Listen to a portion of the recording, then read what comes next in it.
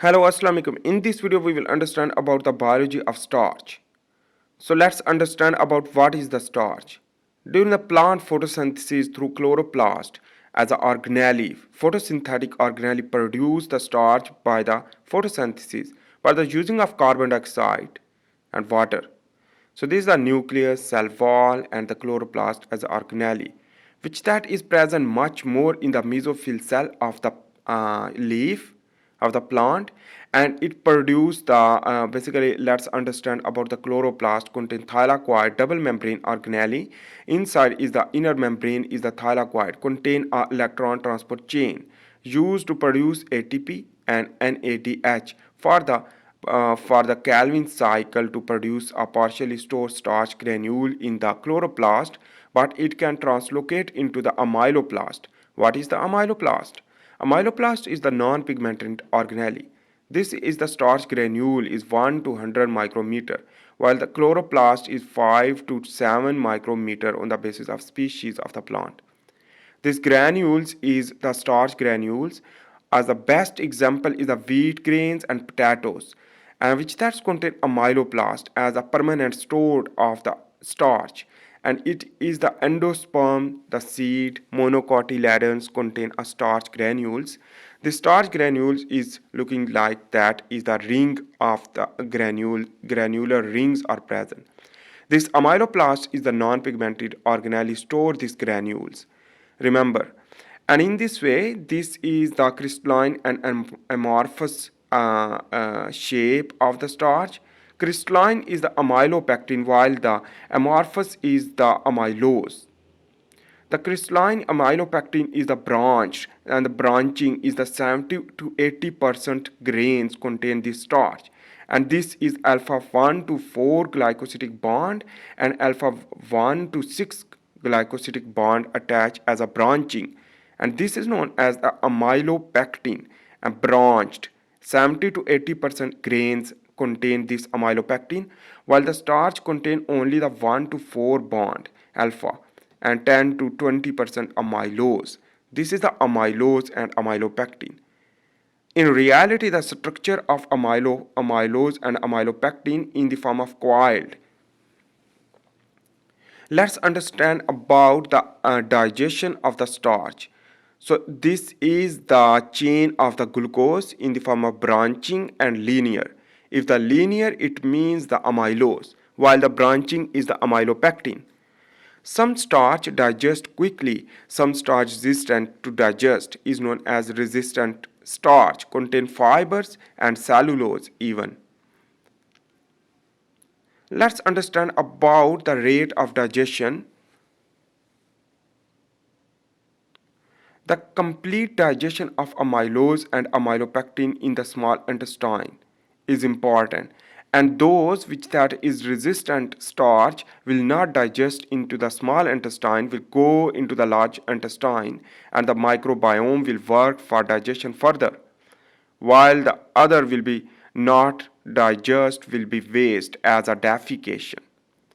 Rate of digestion on the basis of partially digestion within 20 minutes, and in this way the spike insulin more.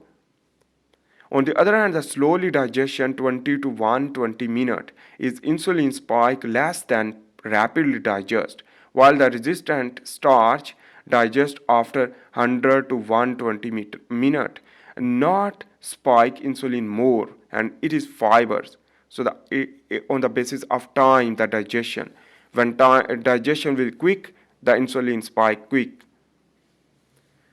The resistant starch is the best example is the beans, cooked and cooled potatoes, and unripened banana.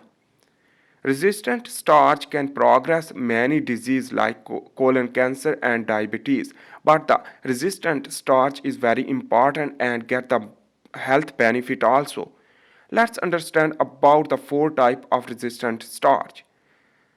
The physiologically inaccessible starch is due to the cell wall are present in the cell, for example, the vegetables and salads, the starch granules as well as legume and grain, which that is unable to cell wall digest due to the cellulose. On the other hand, the resistant starch 2 is the amylose and amylopectin containing compact structure of granules protect the starch. Example is the unripened brown banana. Retro, retrograded starch or the recrystallized starch is another type of starch are present in the wheat and bread. This basically the cooked and cooled potatoes also. Remember, this is the cooking and hydrolysis will occur will lead to granules, swells and leak out. After the cooling, the retrogradation will occur and the recrystallization will occur. Chemically modified starch is the starch, amylose and amylopectin, which that is modified and new bonds will be occur. And this new bond is will be resist to digest in our digestive system and the example of cake and bread. Anyhow, let's understand about how resistant starch can be digested in our large intestine. The large intestine contain a microbiome in their cecum and the cecum contain microbiome. The microbiota will help to digest the resistant starch and to produce as a product the byproduct short chain fatty acid as well as other things like vitamins K. This vitamin K and short chain fatty acid will give the benefit of our physiology. Here is the resistant starch granules will be collapsed with the Ruminococcus bromi, bacteroids, Clostridium cluster 9VA, and the Bifidobacterium. So the Clostridium cluster as well as Bifidobacterium collapse together and digest to produce a glucose, maltose, and oligosaccharides through fermentation. And the degraded granules will produce short chain fatty acid and the methane gas, carbon dioxide gas, and the vitamins. Let's understand about with the exemplification with the short chain fatty acid. Whenever the short chain fatty acid will be entered into the blood circulatory system and the bacteria will produce this short chain fatty acid will give the signal to the vagal nerve and this will lead to make a gut brain axis to realize the satisfaction and the absorption of food.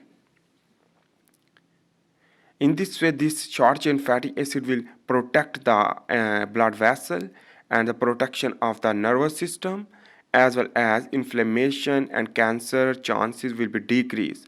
While on the other hand, the hepatoprotective as well as the anti-diabetic. On the other hand, the anti-obesity. So the anti-obesity mean when obesity will not create in this way that diabetes progression will be decreased. So I hope you make sense about the biology of starch and their physiological aspects of the resistant starch.